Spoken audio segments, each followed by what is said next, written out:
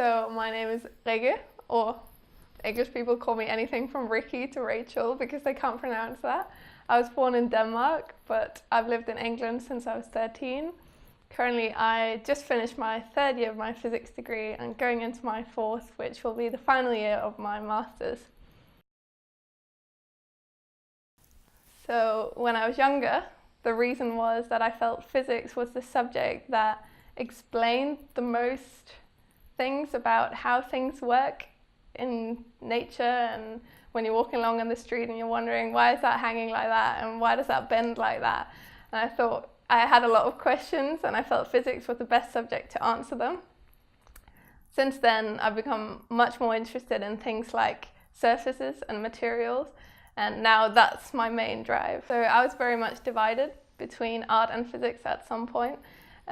So at the end of my GCSEs, it was clear that I could take the art path, and I was good at it and I really enjoyed it. But at the end of the day, I did find that even though physics was the scarier option and probably the more challenging one, that I felt that I should really, in terms of how I could challenge, my brain and really get the most out of it, then physics was the way to go and art was the thing to have on the side. I still really enjoy it, but I'm really happy I made that choice. When I was really young, I wanted to be everything from an actor to a waitress to a person who makes boiled sweets. But now I am still very certain that I want to continue with physics and research. My master's degree is physics with nanoscience. When I started out, it was just plain physics, but within the first year, I realized that I wanted to specialize in nanoscience. And ever since then, I've done several things to pursue that further. So in my third year, I was in Lund University in Sweden, where I, amongst other things, carried out a project on nanowire growth.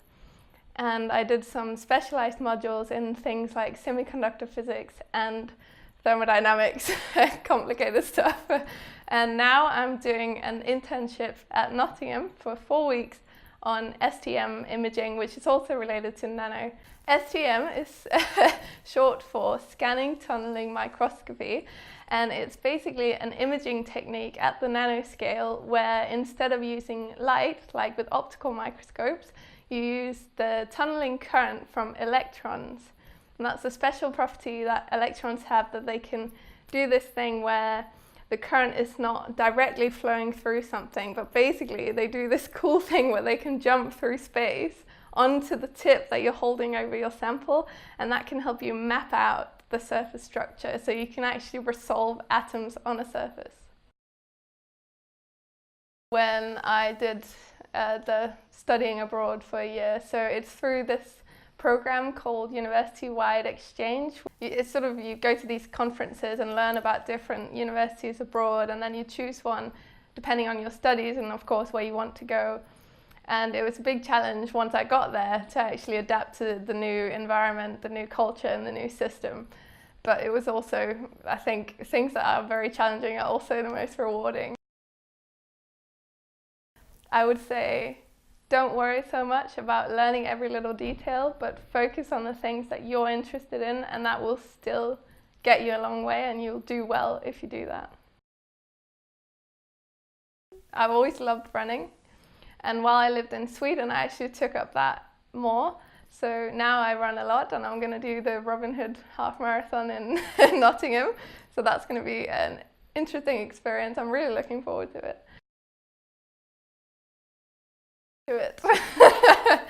If you want to go somewhere where it's not always stressful and competitive, but that people support each other and there's a lot of room for differences and room for different interests, Nottingham is and if you like nature, Nottingham is a great place.